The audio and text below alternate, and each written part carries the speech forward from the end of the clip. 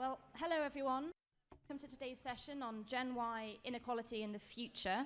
The OECD has just given me some quick things to read to you about the Wisembly poll that we're going to do. So while you're getting your seats, I'll just explain how you can participate in this session. If you haven't already done so, if you connect to Wisembly, there are postcards on your seats so you can follow those instructions. And then we'll do a vote later on, which should be quite fun. Meanwhile, any kind of key questions and comments that you want to make during the session, if you just tweet them and use the hashtag designated for this room, then I will get them on this iPad here and I can read them out if they're interesting or if they're questions I can put to the panel before we get to the formal Q&A session. And we are in hashtag OECD Green. So we will, if everybody's ready, we might just start with the poll. So the poll question is the labour market rigged against younger workers? Yes or no? So if you log on to your phones now and make a vote, we'll run the same question at the end of the session. And so we can find out whether people have become more or less pessimistic about the outlook for young people after having heard from our esteemed panelists. So we'll come back to that in a moment to see the results, but while they're being calculated, I'll just introduce you to our scene setters. They are Shiv Malik and Keelan Barr from The Guardian. I'm sure you've all seen they wrote a kind of groundbreaking set of articles earlier this year, all about Generation Y and the fact that it looks as if this will be the first generation that is less well off than the generation before. So this is a kind of huge shift. Lots of questions to be answered about why this is happening, what we should do about it, and what the kind of macroeconomic effects might be. So I'll just have a look and see if the poll results are in first.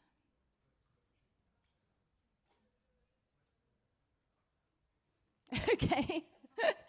So I can see that this audience is fairly convinced that the labour market is rigged against younger workers. That's very interesting. 84% say yes, 16% say no. Great. Well, it's a very good topic, and it's one we'll get onto. And just to start us off, I'll hand you over to Shiv and Keelan. Thanks.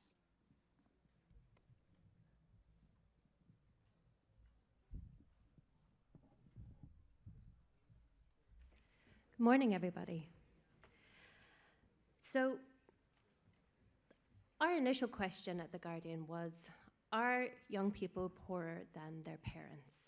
We wanted to know if we were witnessing the first generation that may be worse off than the previous.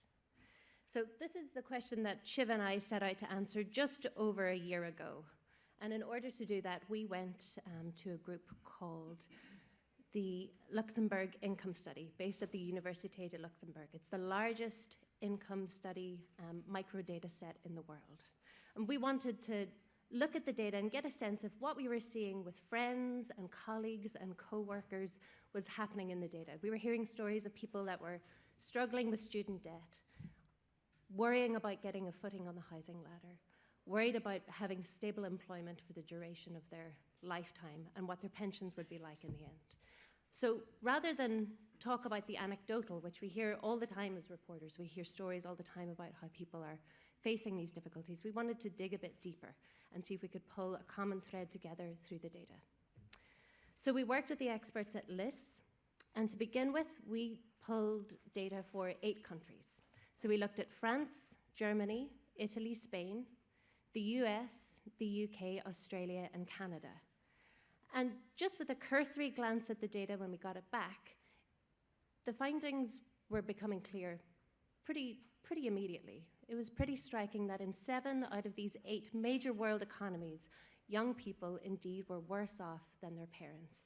And let me be clear, when I say young people, we're talking about 25 to 29-year-olds, but we're talking about the success stories of our economies and our countries. We're talking about people who are not living with their parents. We're talking about people who have set up households, who are working and have their own incomes. So we're talking about what we might see as a measure of success. That was kind of one of the aims of pulling the data from LIS to begin with. And another thing to be clear about is when we look at these figures, we're talking about disposable income. So this is just your pure income after labour minus taxes. So this is before we even get to considering things like housing costs, education costs, and a less stable work market for a lot of young people when they graduate, quite often with student debt. So the first finding was that young people in 7 out of these 8 economies were worse off than their parents were, or people 30 years prior of the same age. But let me take you through some of the other findings also.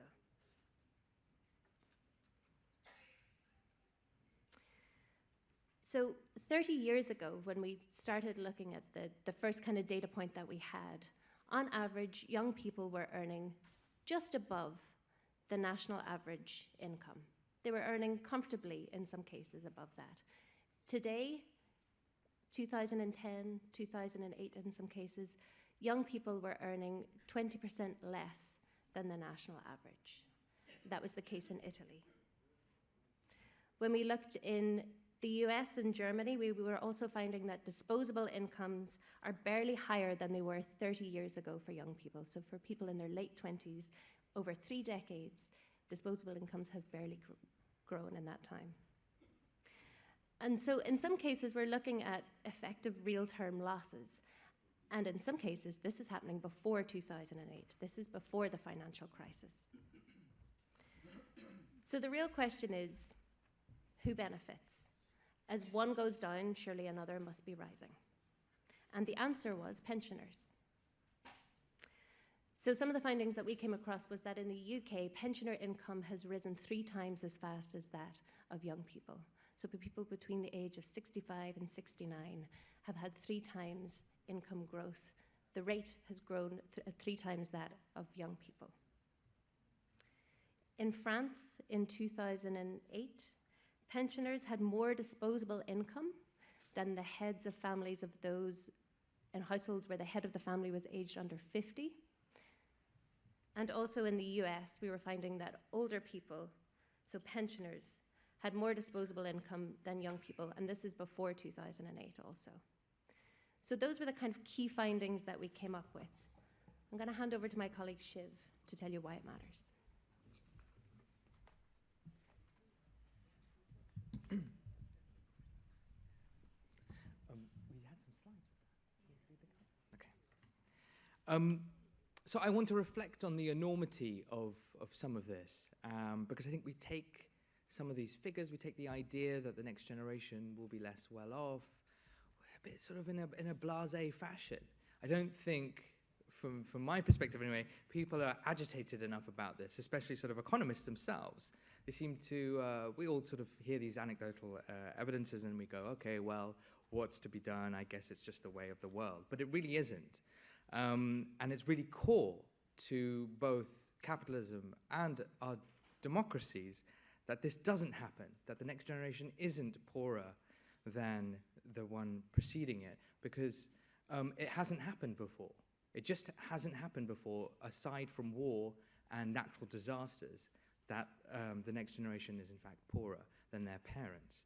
And if it is right, and if our evidence is right, and I think we're seeing almost every week new evidence coming forth that, in fact, this probably is the case, then let's be frank, capitalism is utterly failing. And it's as I said before, it's sort of probably the most seismic economic event of our lifetimes, even greater than the crash of '08. So look, why is this happening? And there aren't any obvious answers that can be found within the data themselves, but here are 2 things that we think probably start to get at those answers. And because if it's happening in several different countries, there must be something that links them all, or several different things that link them all, but they must be prevalent in all those countries. And the first and obvious one is demography. We've obviously seen massive shifts in demography in the last 30 years. People have got older, but also at the same time, populations, or natural populations, if you want, have been shrinking in size. So fertility rates have been going down. In other words, Gen Y haven't been procreating enough. And that may be linked to some of the reasons that we've sort of, Keelan's just pointed out, may be linked to those numbers.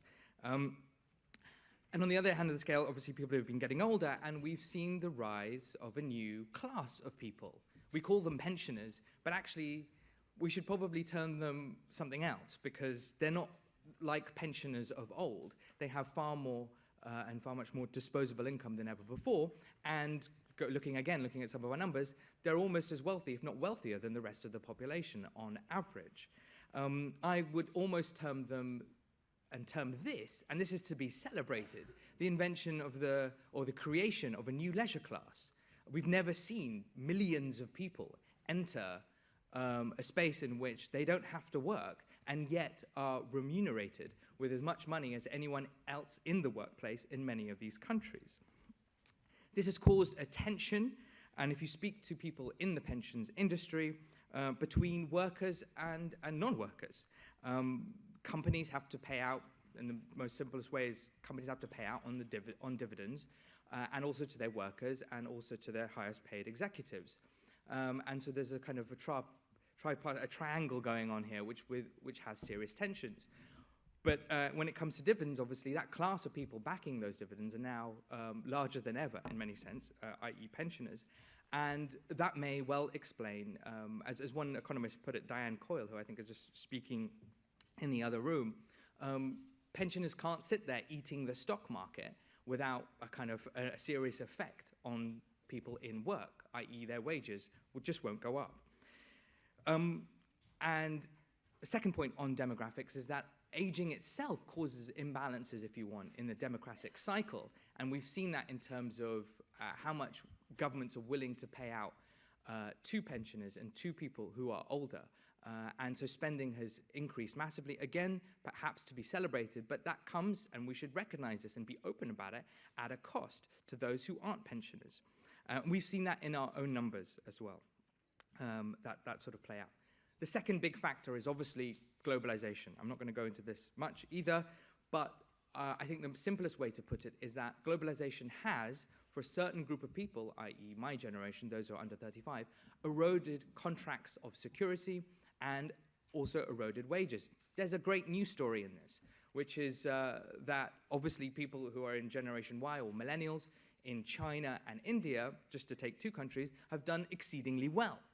And they have obviously got richer and far richer than their parents' generation. But when you look at then, if you want, what the economist Branko Milanovic termed the decile of discontent, and you drill down into this youngest members, you find that they haven't done well, and globalization is probably one of the root causes of that. And the third thing to mention just very briefly is obviously productivity. If productivity isn't growing and it isn't increasing, and we don't see the growth that we've once seen, then obviously this is going to just exacerbate this trend even further. So those are the possible causes. What are the knock-on consequences? If these numbers are right, if the numbers that we have are right, what are the knock-on consequences? Well, here are very briefly, five of them. One, consumption habits will change. And they will probably change the fundament of our economy. We're going to see perhaps more increase in services as wealthier pensioners who have assets, etc., and have lived their life cycle and bought their white goods and have their insurance products, then go on to spend their money on different things and enjoying their life. And things that are obviously fit for immediate consumption rather than investments over time. Two, we're also going to see a lack of assets, and this is really quite scary for people who are under 35. The very things that built the middle classes, things like assets, housing and pensions, those things seem to be or will be eroded as my generation simply can't afford them. And people then often talk about the shared economy as being a way of solving that, but it's worth remembering that, asking yourselves, who owns the assets underlying the shared economy? And it probably isn't young people. The third thing is that taxes may well have to go up for those in work. And we've seen anyway a sort of in the UK and in the US, it's just disjointing between taxing, and the tax bases usually come from people in work. But we don't tax pensioners in the same way, simply largely because that's for historical reasons. But we might, and governments and policymakers might well want to change that as the increasing costs for pensions have to be paid. and those costs are heaped on one group of people rather than another. The fourth is that then what happens to the wider economy? What happens in a few years? Let's just almost, you want to game what will happen and try and plan out what may happen in a few years' time, in a decade or so, when Generation Y gets older and they become what we'd expect, and most people and most businesses would expect, the core consumers of our economies. And yet they don't, and they might not have, and they probably won't have, the disposable income that their parents had. What happens to economies when that happens? I.e., when I get to about 45, my generation gets to a mean age of about 35, 45, what do? Do they buy white goods in the same way? Do they go out and buy washing machines and fridges and cars? Or does that start to collapse? Are they able, if they don't own houses and they don't have assets and they don't feel secure, then what happens to their spending? And what happens, obviously, then to growth? And finally, it's also worth mentioning politics and the effects on politics. I think we've seen the collapse of the center ground in politics in various different countries just in the last 10 years. And perhaps we would proffer that this is because there's been a commensurate collapse with a sense of progress. So people don't feel like their children are doing very well. People don't feel that they are doing very well if they're younger. And they are seeking out radical solutions. So finally, I want to say something a little controversial here. Perhaps it's not. Capitalist democracies can actually, I think, handle a certain level of inequality as a system. They can handle that level of inequality. They can, however, unfortunately, condemn a good number of people to indefinite poverty and yet survive all the same. What I don't think either democracy or capital can survive is to condemn an entire generation to a lower standard of living than the generation before it. I don't think a system can survive that. That way lies not just the end of growth and political harmony, that way lies ruin. And perhaps on a slightly more positive note, I think it clearly needs urgent action, and there are plenty of policymakers and people in this room who sort of accepted that, yes, things might not be so good for the next generation. Let's turn that around. Let's expect that things will get better, as they historically have, and hopefully we can try and find some solutions very quickly to it all. Thank you very much, Keelan and Shiv. That was an extremely sobering but enlightening scene setter.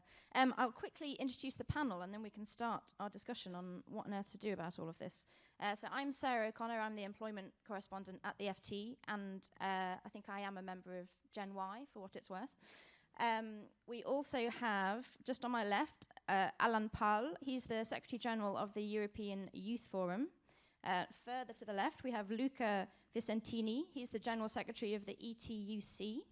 And then here on my right, we have Tibor Navracis, and he is the European Commissioner for Education, Culture, Youth and Sport. And you've already met Shiv and Keelan. So I'm going to start with a question for you, Alan. Having listened to that, there's a real sort of sense from what Shiv in particular was saying that there's a kind of intergenerational conflict brewing here, that maybe there's some kind of zero-sum game in which pensioners are the new leisure class, and meanwhile young people are the kind of decile of despair.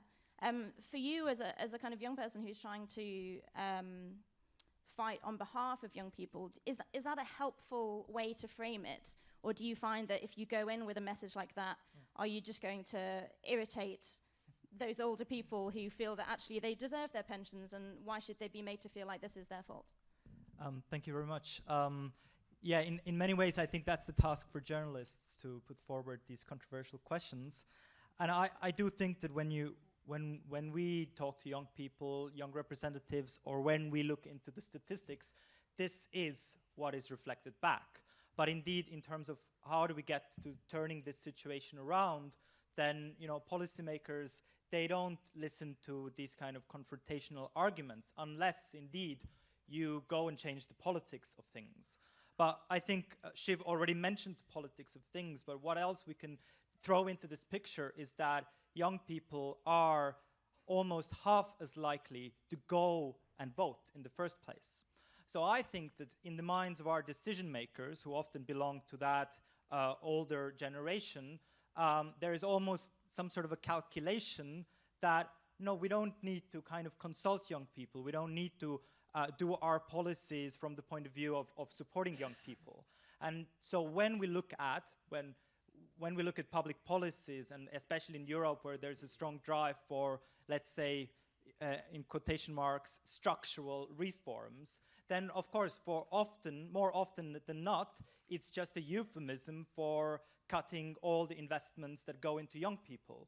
So if we look at welfare, now more and more countries are directly introducing very direct forms of discrimination just based on age. It comes down to lower minimum wages for younger people. It comes down to not getting access to unemployment benefits. It comes down to cuts in education, or indeed pushing education costs onto the families and the young people themselves.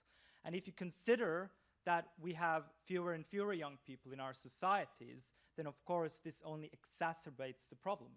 And so basically we're in a hole, and we're just digging deeper in terms of societies and our economies. Yet, at the moment, we don't see a very big confrontation between the generations. But indeed, I think if this continues, it will come at one point. I know a couple of years back, I was confronted, okay, so why aren't we seeing revolutions of young people going on streets, going forward in Southern Europe, where there is massive unemployment, especially among young people, or massive migration to other countries. And actually, in some ways, the generational contract has been working in those countries, if you look at Spain or Italy or Greece, because young people are living at home. They don't leave home, until they're in their 30s these days, even if they have education, even if they have the best level of education possible. So often then young people are blamed as well that, okay, they don't have the right skills, but listen, we have the most advanced skill set ever. So, but the big picture still is that we don't have jobs, and if we do have jobs, it's often a choice between a 0-hour contract or an unpaid internship or no job at all. And that is becoming increasingly the picture. Thank you very much, Alan.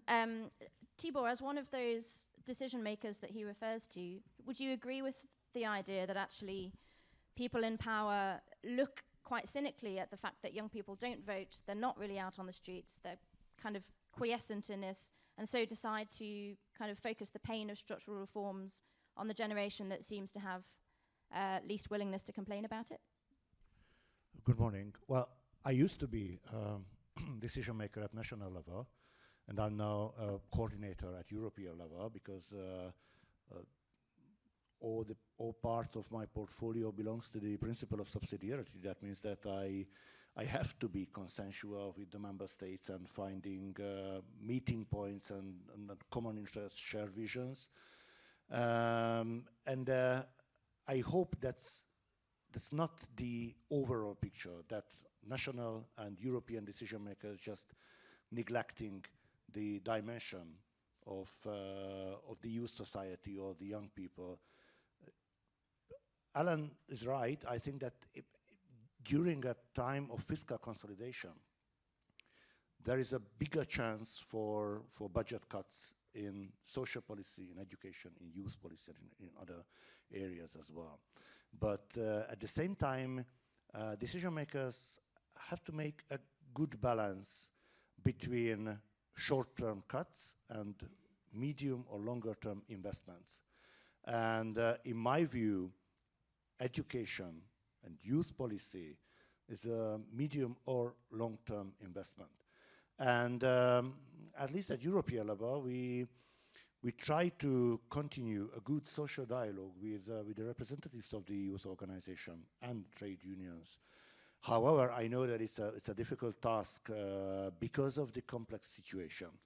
But my mission is to convince member states, not the education ministers and youth ministers, because they agree with me about the importance of the youth policy and education policy, but the prime ministers and finance ministers to invest more in education.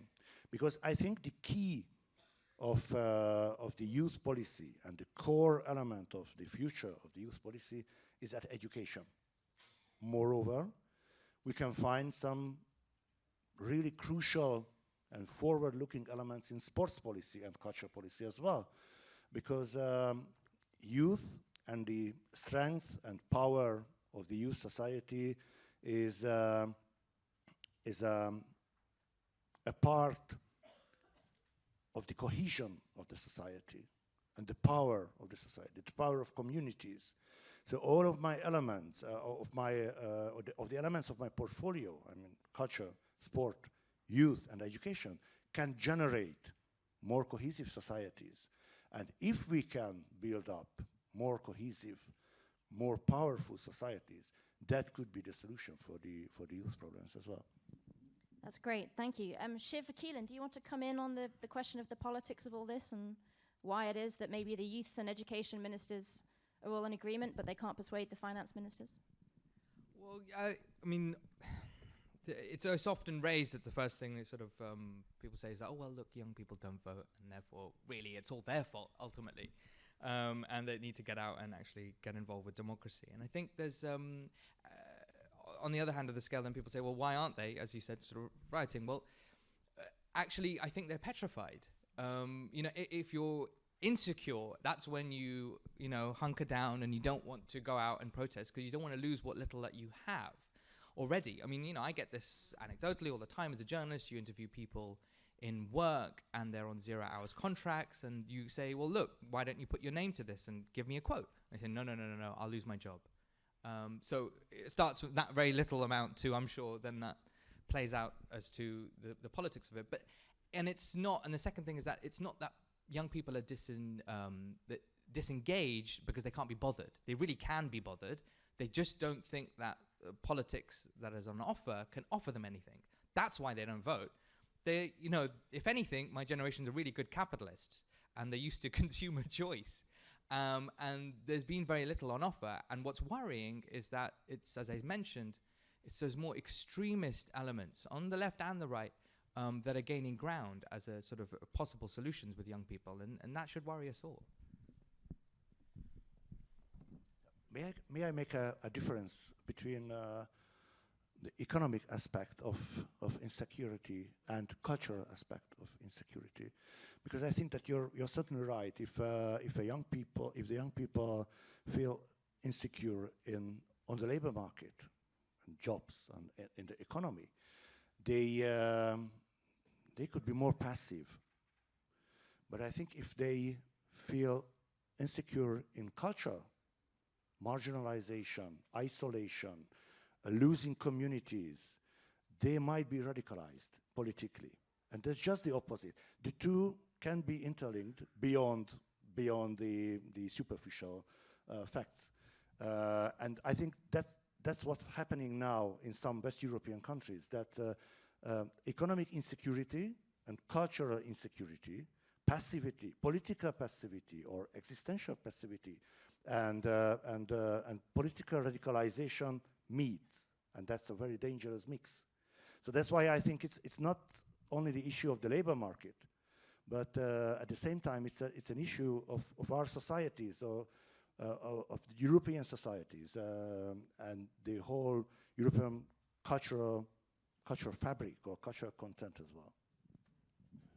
That's a fascinating point, the intersection of economic and cultural insecurity. On the economic insecurity, perhaps I can turn to you, Luca. Obviously, one of the reasons that all of this is happening, as Shiv and Keelan outlined, is that labour markets are not doing a great job of supplying young people with good quality, secure jobs, which I'm sure is something that you would agree with. But do you think that trade unions have been complicit in this, particularly, for example, in Europe, where you have the growth of these two-tier labour markets, whereby the insiders have been protected by pretty strong, rigorous employment legislation, and yet all of the kind of liberalisation has happened for new entrants, which means there's a whole generation of young workers who've been sort of put on the outside. Was that a kind of deal that the unions made in order to protect the people that were already their members? And if so, what can you do about it? The reply is no, but I will try to explain why.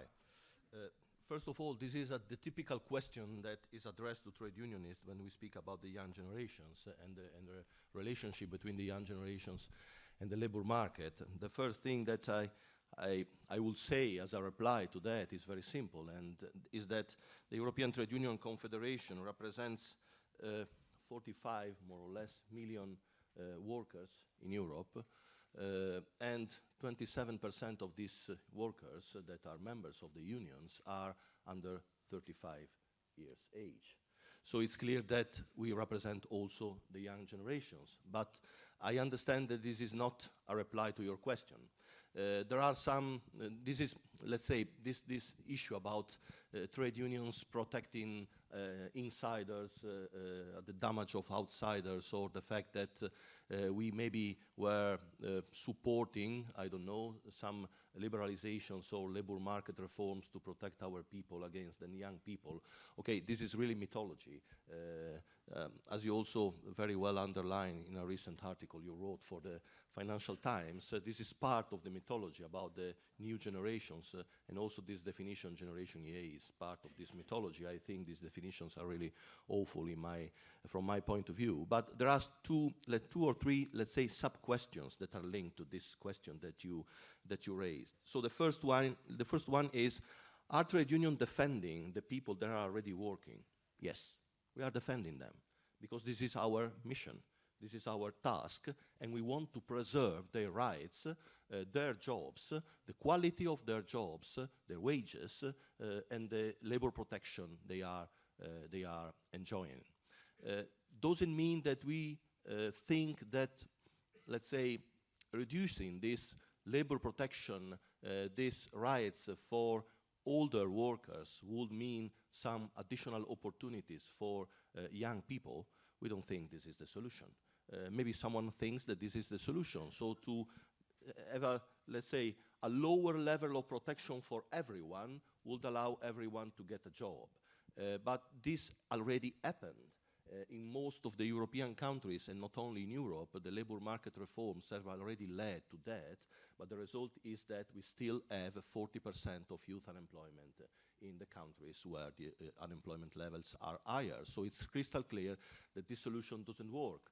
And the third sub-question is, do you think, as trade unionists, or also by common people, let's say, that reducing wages or pensions of older workers or pensioners would mean that we can get better wages or pensions in the future for the young people? Also in this case, the reply is no. And we have already faced these interventions. We have already seen downward spirals on wages and cuts on wages and pension systems going on.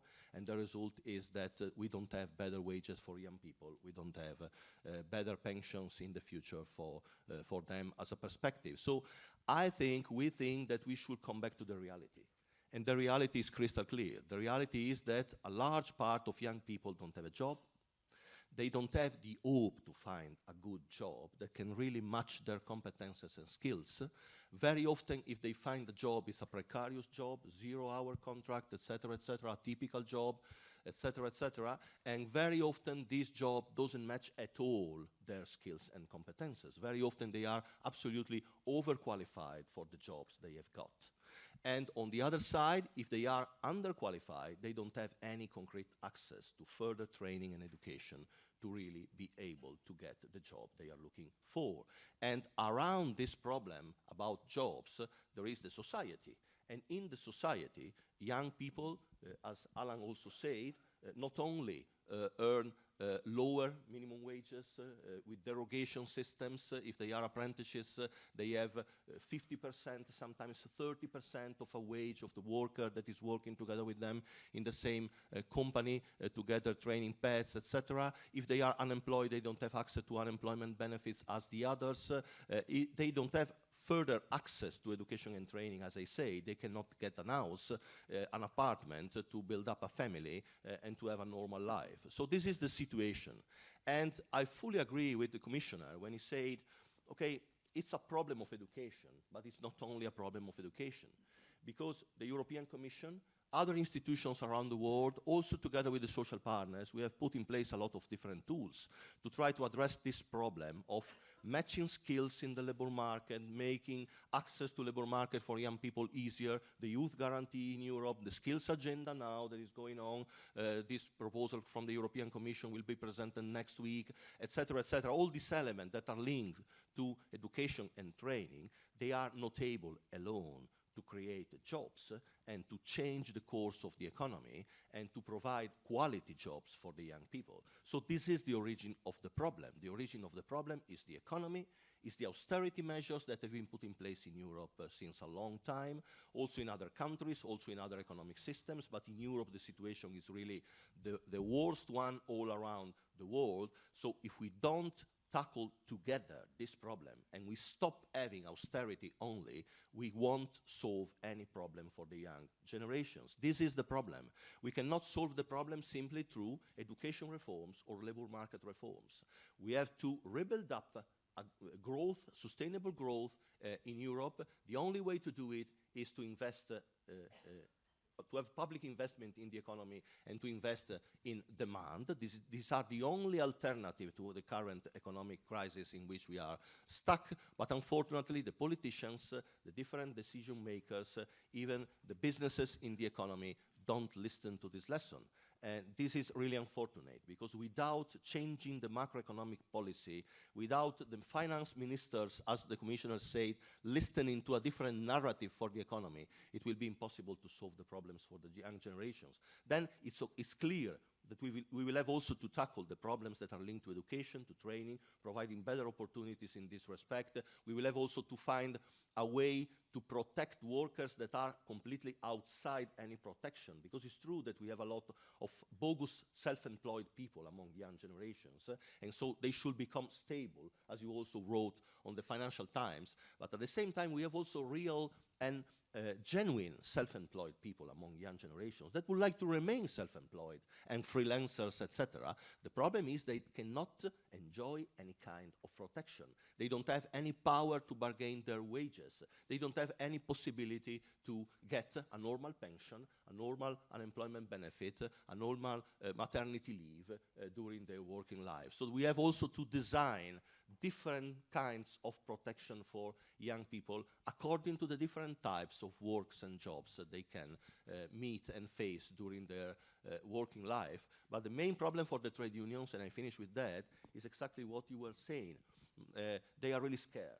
They are really afraid.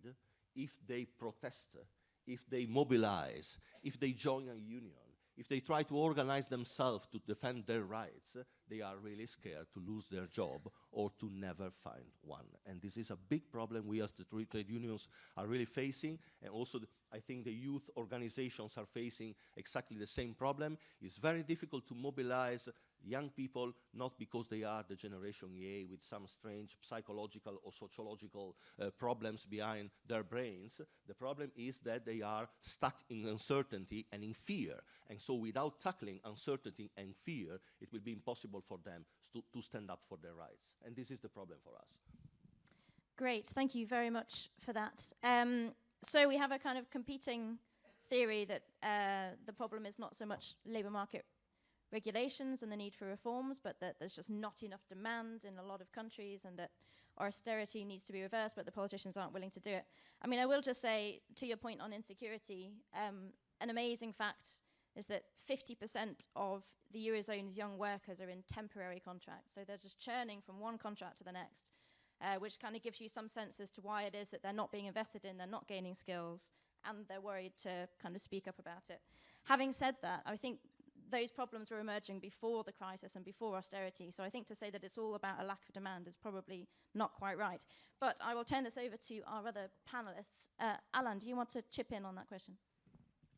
Yes, I would agree that this has been a process in motion for a very long time, and the crisis only made it worse. I think that's very clear.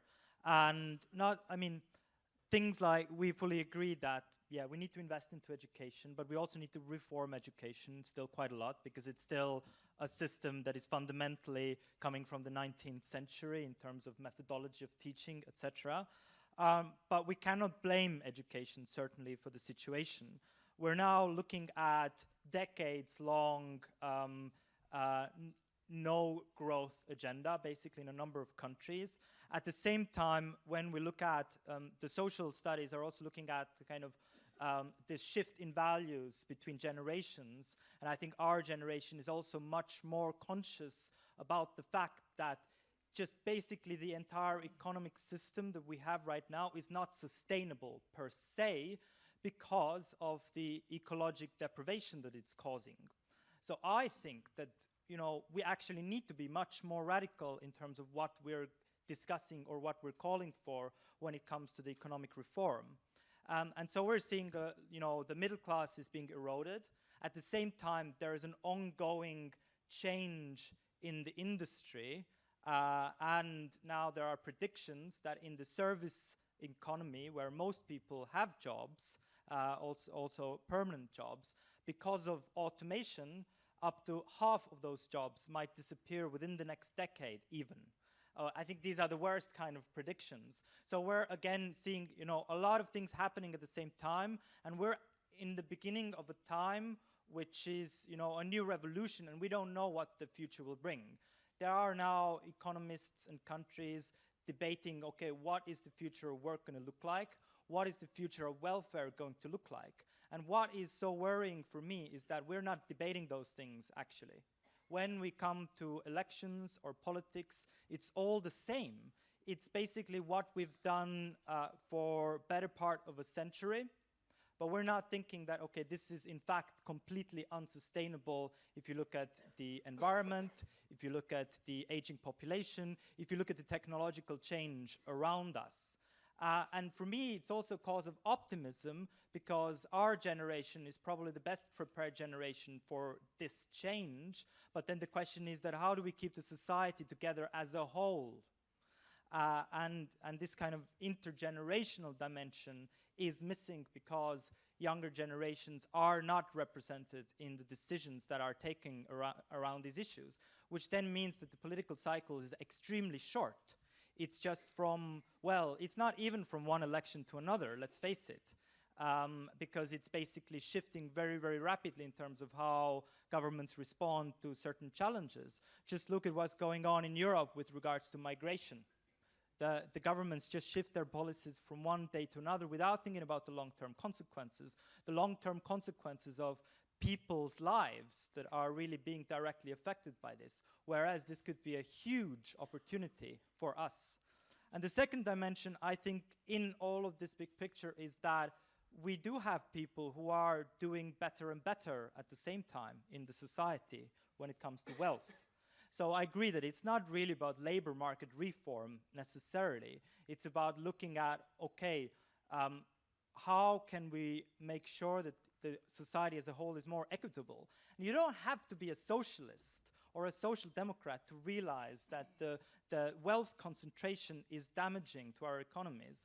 Look at the number of assets that are controlled by so little people in our society. And certainly in the long run, this is damaging. We have wealth in our societies. We need to think about our consumption because we cannot continue like this for sure. But I think our generation, when you look at what young people are really thinking about, they're thinking about these global problems, and we're willing to be part of that solution. So if politicians really realize that this is a problem, they can engage with young people. So I fully agree with Shiv that there is a lot of hope in the sense that young people don't see represented in the political system, but if they do engage, and they do offer solutions. So we need to kind of ask for those radical changes. Okay, radical change is needed. Shiv or Keelan, do you have any thoughts on what would be the most kind of radical and useful change that we could implement right now if there was the political will to do it? Well, I know we've talked quite a lot about labour markets and lack of protection for younger workers, but I do genuinely think that is the biggest issue that we're facing. As part of the study that we did, we looked across 8 countries, but we also looked at the US, and we looked at people's attitudes towards rather than just the raw figures around their disposable income, what their perspective was on their standards of living.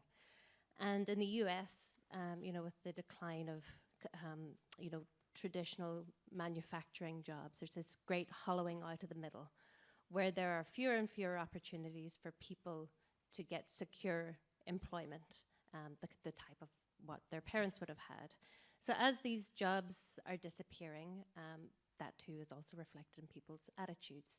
So the GSS, or the General Social Survey, when you look at it from a generational perspective, in the US right now, young people feel more working class than ever before, than any previous generation at this age. So they identify as working class, and they are also the best educated. And that's to do with the availability of jobs, suitable jobs for them. So I really do believe that it is around labour market reform and also pension reform, because we are protecting older workers in the workplace through pensions that don't appear to be sustainable. Quite a lot of young people don't expect that there will be a state pension when they get to state pension age. So we need to really consider what happens in the workplace around pensions. Two things. One, which will follow up on what Keelan said, and the other one, which is just again, a reflective thing here, which is that, we're talking about youth, and I don't think anyone would call me youthful necessarily. Perhaps youngish, maybe. I'm just getting away with that, but I've lost most of my hair. And so I'm not youthful anymore, but I'm still 35.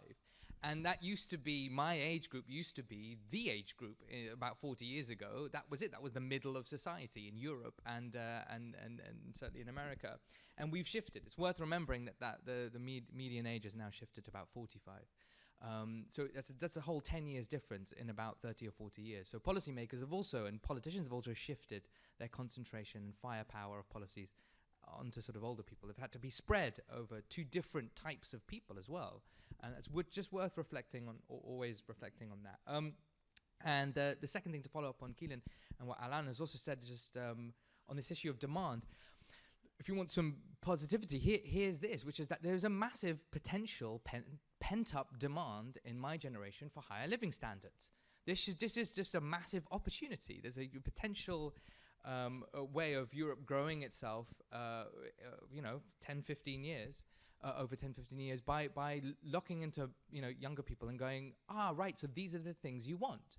So not just more secure jobs, but also housing and increased standards of living, etc. And these are the kinds of things you want. And it's a question of managing and making sure that we can actually tap into that. The problem with it is that demand is elastic. Alan and I were talking in the green room. He mentioned something about what people expect. So people don't necessarily expect this or that anymore. Perhaps we're willing to expect lower living standards. That, from an economist's point of view, is detrimental because demand is elastic. If we expect less, then our demand is less. Demands are, in that sense, sort of the things that we simply desire and want. They're psychological to us. They're not sort of things on a spreadsheet. And that's very frightening. If my generation expects less, they will demand less. Demand is lower, growth is lower. It's almost that simple. And so ensuring that young people expect more is actually very much part of the solution, and continue to expect more, and that we can actually deliver on that is very pertinent. Great. We should all demand more. I want a house and a car, please, as soon as possible. Environmentally friendly car. Yeah. That's just. So I know I've been looking at the tweets that people have been sending, and a few have said, gosh, this is all sounding a bit depressing, so sorry about that. Let's try and sort of cheer it up and look a bit more at solutions. So at Tibor, one of the things that's come up a couple of times is this question of skills. Our generation is the best educated generation ever. So why is it that employers are still complaining of skill shortages, that they can't find the skills they need? Have we taught everyone the wrong things, or are employers just whinging? What's the problem here?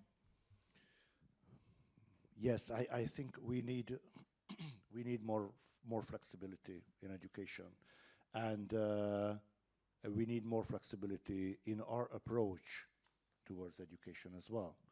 Because when we talk about education, it basically means schools, institutions, and a certain age group from 5 or 6 or 4, it depends on the countries, up to 23. And we talk about education as a concrete activity made by young people in a certain period of time, and not before, not beyond that age group. However, there are convincing data that, for instance, preschool childcare and education can help later the people to be educated with proper skills, for instance. There are some life skills or social skills which can be taught even in kindergarten, the critical thinking, or first elements of the critical thinking, working in team, reaching consensus, the expression of the feelings and ideas can be taught in kindergarten. And the earlier, the better. And of course, the big improvement would be if we could look education beyond schools as well, beyond a certain age group. I mean, the famous lifelong learning is still not an existing or not a well-functioning project in our contemporary societies. We have to be friendly with the idea that education will not be finished with the university or with the MA or BA or even a PhD degree. Moreover, we have to organize efficient fora for teachers training first, and then for other areas of the lifelong learning or lifelong education. And we have to be more flexible in institutional terms. Education is not only schools. Education is non-formal and informal activities of education as well. So we have to pay more attention to those areas of life where education can happen, peer groups, cultural associations, community centers, grassroots sports clubs, and so on and so forth, NGOs, so on and so forth. They can equip the people with those necessary social skills, which enable people to become good citizens of a democratic society and successful job seekers on the labor market. I think these two kinds of flexibilities can help if we can transform in education systems in that term. Because there is an obvious skills mismatch. In the EU economies, there are more than 2 million vacancies in the ICT sector, and we have more than 4 million unemployed young people. So there's a clear gap between the demands of the labor market and the offer of the education systems. That's why the European Commission is working on the new skills agenda, which puts the emphasis on the flexibility of skills, because I think in the contemporary society, it's simply impossible to give young people lifelong knowledge, because the labor market, the economy, the whole society is changing so fast. Mobile culture, mobile communication, all the industries or the branches of industries based on IT or the creative industries, probably the fastest moving branches of the contemporary economies, simply demands more flexible, ever-changing skills. But we need a solid base for that, and I'm convinced that those are the social or life skills. How to behave in a community, how to reach a consensus, how to work in team, how to launch a project, how to make a coalition with other people with various backgrounds, and so on and so forth. That's great, thank you. May I comment? Yes, you may. Yeah. Please chip in. Yeah, because I fully agree with the Commissioner, and this is all true. But this is a description maybe of Sweden, not of the rest of Europe, and not of the rest of the world. We cannot say that the European young people are not well educated. They are really well educated, but they cannot find a job that corresponds to their education. And on the other side, the level and the number of apprenticeships that are offered to young people is dropping down and down during the last 3-4 years in Europe. So even in the, let's say, medium-low level of skills required by the labor market, there are no job opportunities offered to these people. So it's clear that we need a flexible and very high-quality education and training strategy in Europe as in the rest of the well-developed world, let's say. But this is not enough at all, because the problem is that we have 25%, 1 out of 4 young people without a job in Europe, and 2 out of 4 for the rest are in a precarious job. And in countries like Spain, Greece, even my country of origin, Italy, in part of the territory in Portugal and other countries, 1 out of 2 is without a job, and the other 1 is precarious. So we cannot ignore this problem, and we cannot solve this problem only through education. This is a lie. If we tell this to young people, we are simply lying. The problem is that we don't have quality job to offer to them. And so the problem is, what can we do together to try to overcome this situation? It's crystal clear that it's true that we had this lack of jobs and difficulties for young people to enter the labor market also before the crisis. This is true, but come on. The problem is that Europe was not able at all to face the crisis, and we are still stuck in the same situation where we were 5 years ago.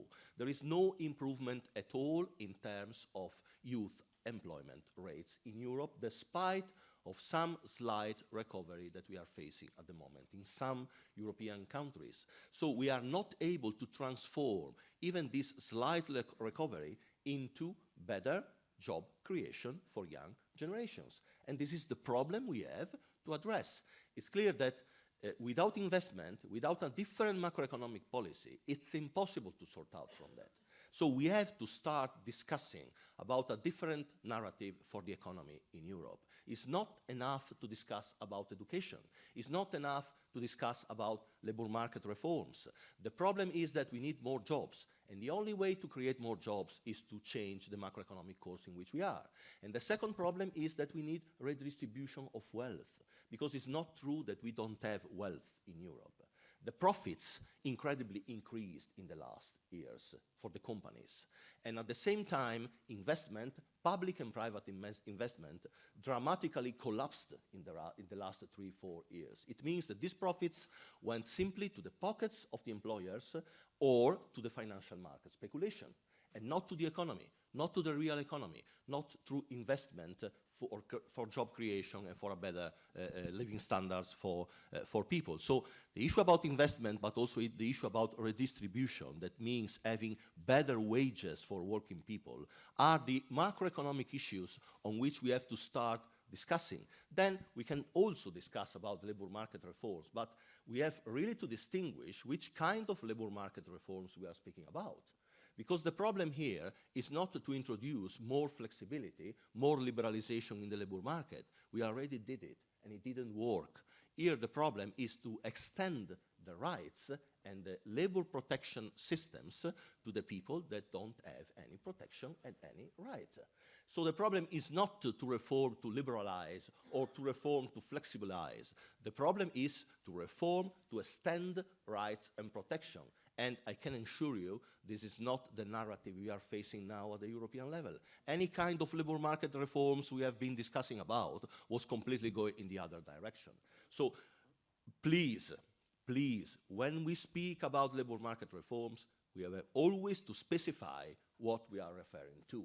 Because if we continue simply to say labor market reforms, flexibility, education, etc., we are simply and again only supporting the neoliberal narrative that destroyed Europe and destroyed the European younger generations. Okay, so a kind of fundamental disagreement there over whether the problem is the supply of skills or the demand for skills, and what the solutions might be. Does anyone want to chip on where they feel on that pretty fundamental question? Alan? Well, it's obviously a combination of both, but I wanted to add maybe a couple of other kind of policies that we need to kind of work more on. So if you look at what are the basic problems that young people are more and more facing, is that I already mentioned discrimination. And indeed, that's an increasing problem, that you do have a class of people that have no problem, really. And then you have a lot of people in our societies that are increasingly being discriminated, and from different angles. So one of the groups, of course, are young women from minorities. And a lot of things affect that. For example, lack of childcare possibilities then discriminates against young women, that discriminates against younger people having families, lack of access to housing, and the fact that we haven't invested into affordable housing. And all of that actually contributes to exacerbating the problem that young people face. So we need to work also on these kind of welfare, social, public investment policies from this angle, looking at, okay, how does it actually impact on the younger generation, and how can we make the certain things that, as Shivya said, in the past were much more easier to access, again, possible for young people. Great. Okay, let's open up for a few quick questions. If anyone wants to ask a question, just put your hand up. I'll probably take them in groups of 3 if we have a few. And if you could just say who you are and try and keep your question quite short, that would be great. Any questions?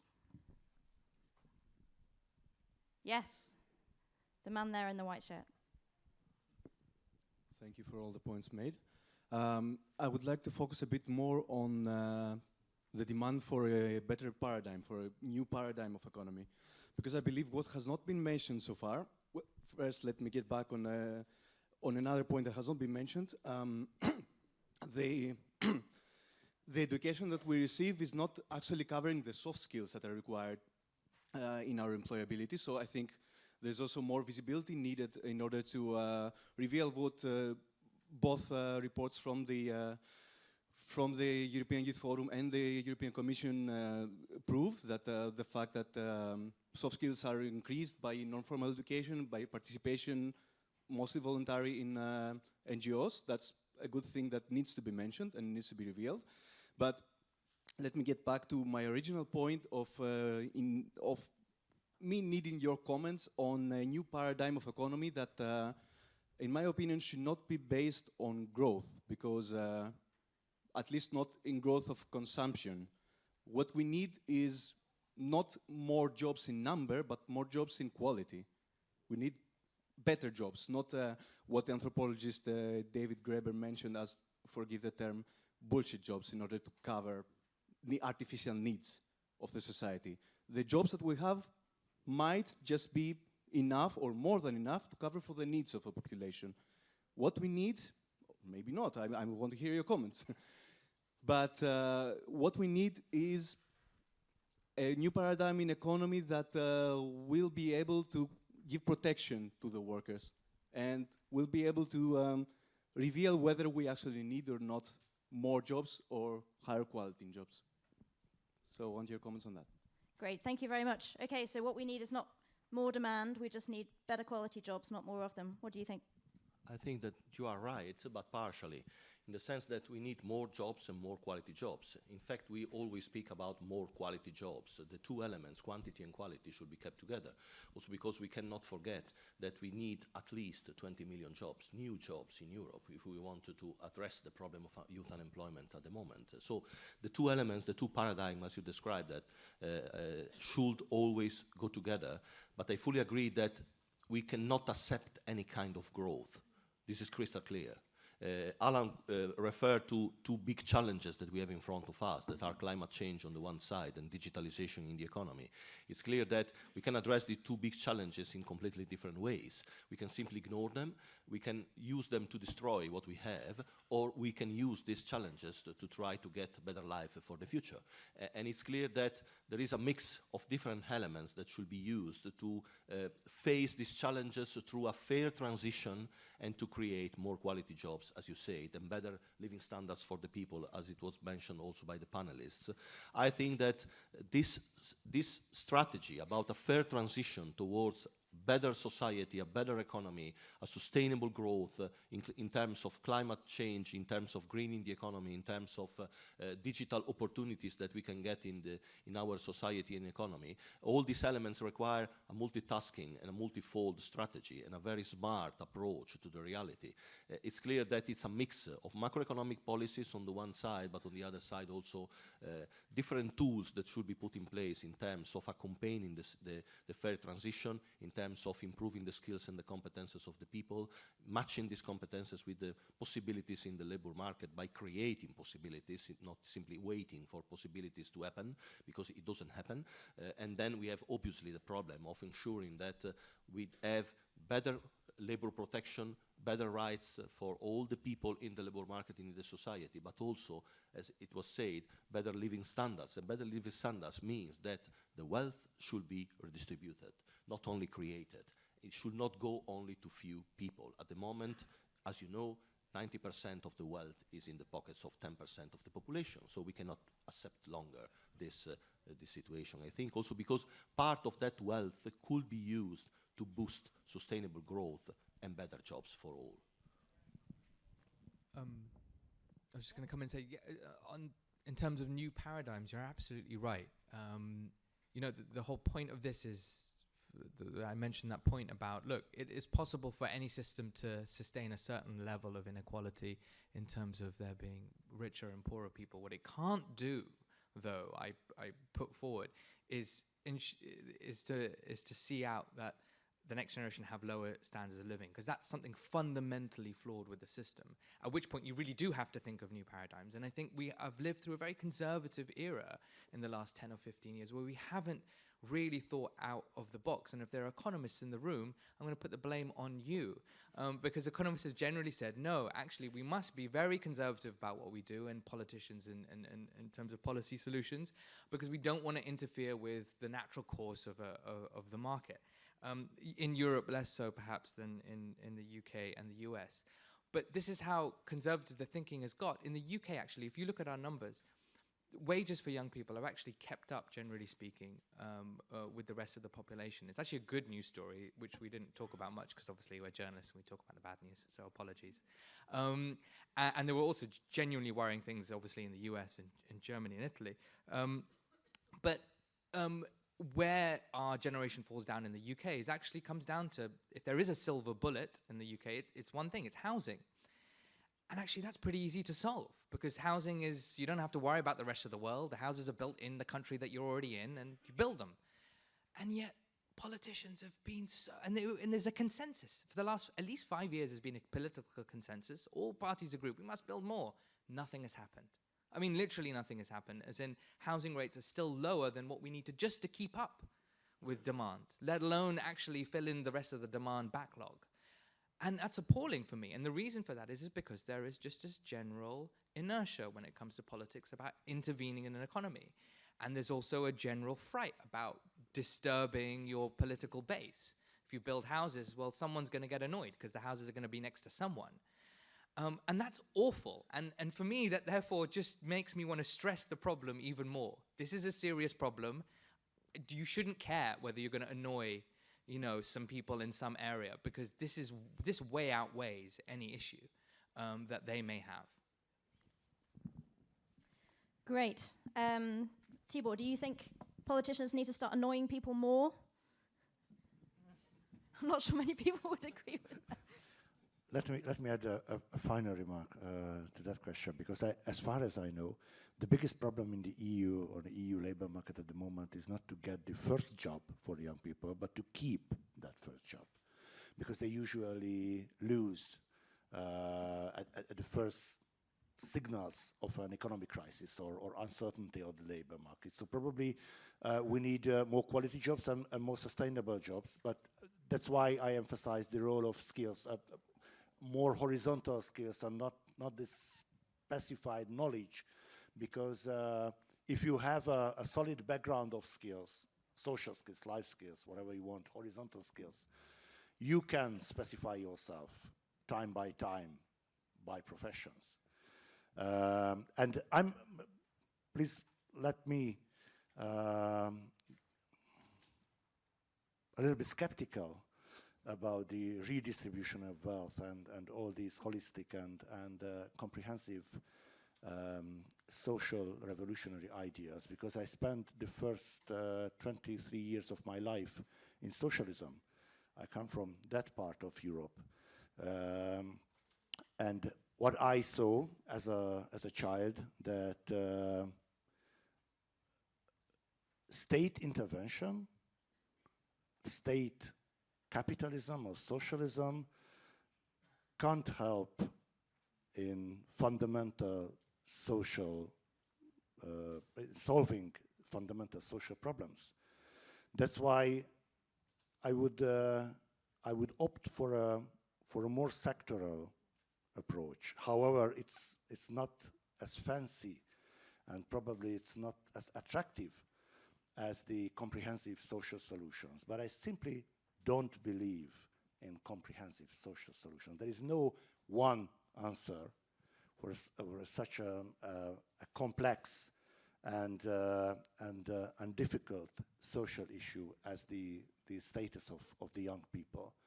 I simply don't believe that if we return to the times before the so-called neoliberalism or neoconservatism, and we reintroduce all the social benefits of the welfare states, or the eastern part of Europe, the state socialism or capitalism, it would help. I think what we have to be aware of is the thing that today's societies are much more complex, multi-layered, sometimes antagonistic in every part of the society than the previous was. So we have to be more problem-oriented, more targeted, and more flexible. I can tell you that I think because one solution can help in several sectors. I think in steel industry, for instance, more social protection can help. But in creative industries, more social protection can't help. Because of the different nature, the different logic of the whole industry.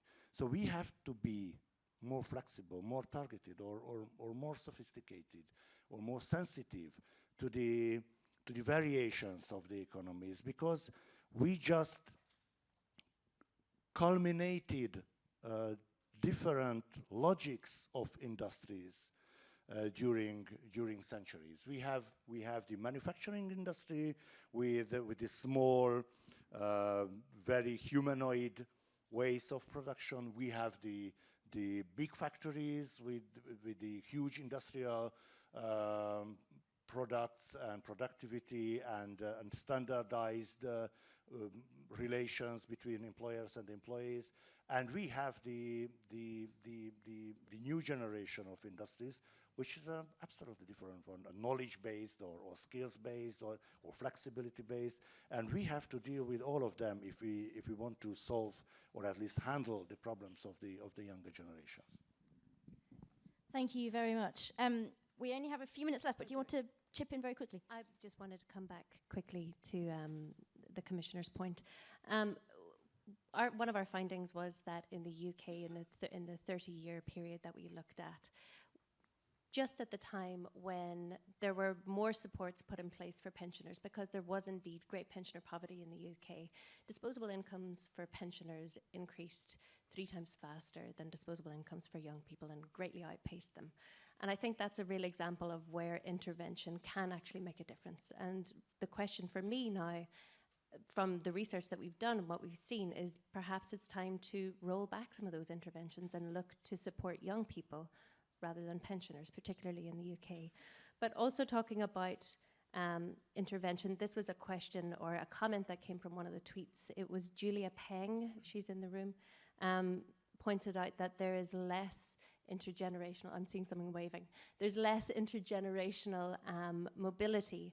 And I think that that is something that is going to be exacerbated by intergenerational inequality. When you have, I mean, the ultimate for us would be able to do a study looking at deciles of income linked with generations. But, you know, if there is a greater concentration of wealth in the hands of some, and also we're facing this intergenerational issue where, you know, if we were to look on an accounting terms, older people are holding more of the wealth, young people, it's not being distributed equally to the next generation, then that is only going to entrench the problem of intergenerational mobility as well.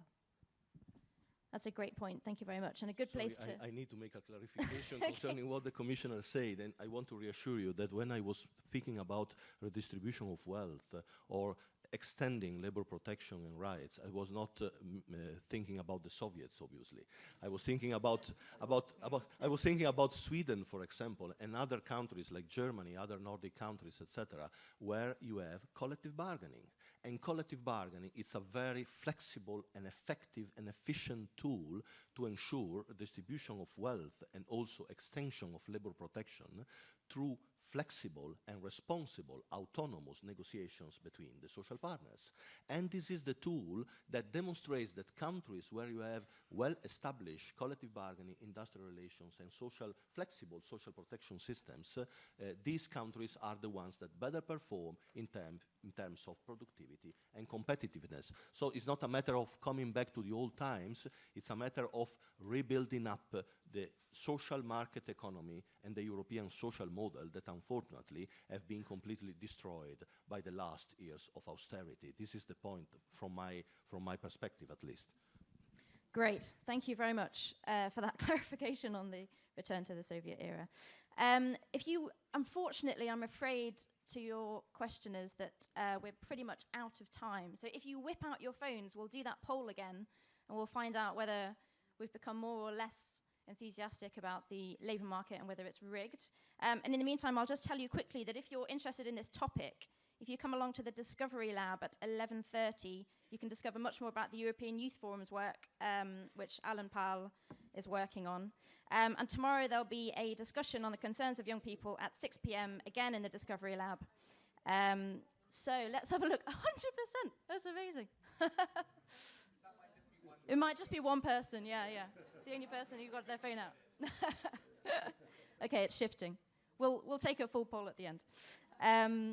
So thank you so much for coming and listening to this. Thank you to the panelists. I think we had a real kind of range of interesting ideas there, from let's extend social protections to everyone, not just older workers. We need radical solutions. We need a kind of sectoral-based gradual approach.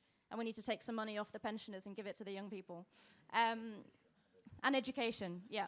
So thank you very much, and thank you to all of the panelists. And yeah, thanks for being here. Cheers.